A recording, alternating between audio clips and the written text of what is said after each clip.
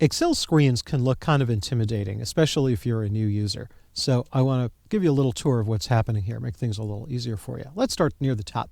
First thing, most obvious thing, is this giant toolbar, and that's called the ribbon bar.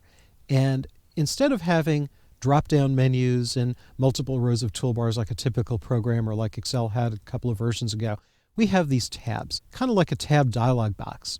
And you can click any of these and see different sections of the ribbon bar. Now, this tab over here on the left, labeled File, that's kind of special. Click the File tab, and this is what's called Backstage View. And Backstage View doesn't deal with the content of your workbook.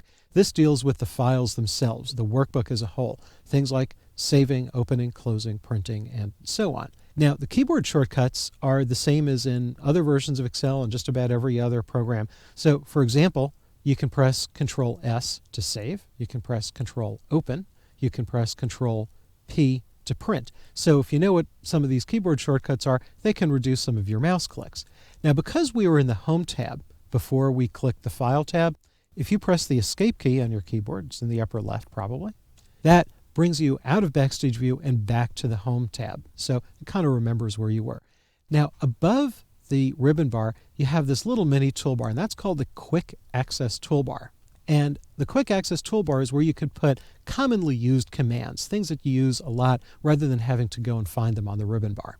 Now, you also have here, this little box is called the Name box. Right now it says A3 because the currently selected cell is A3, where column A meets row 3.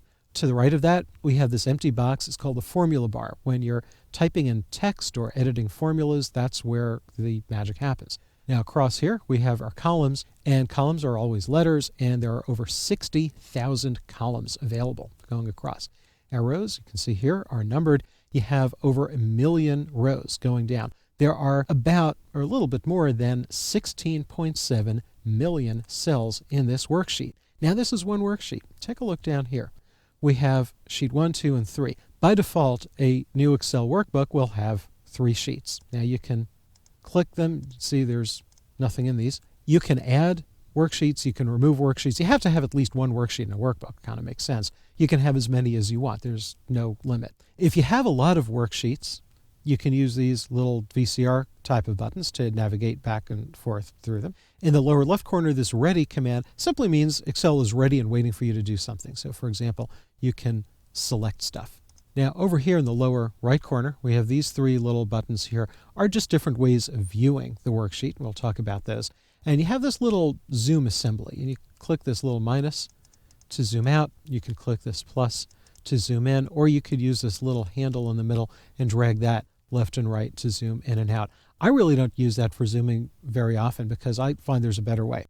If you hold the Control key down and then use the rolly wheel of your mouse and roll backwards, you can zoom out. If you hold the Control key down and roll forwards, you can zoom inwards. If you're using a laptop, many laptops have like a little side panel on the right that you can move your finger back and forth, and that works the same way as the rolly wheel on the mouse. So my advice is get yourself kind of familiar with what's happening on the screen, and you'll find that your life in Excel is going to be a lot easier.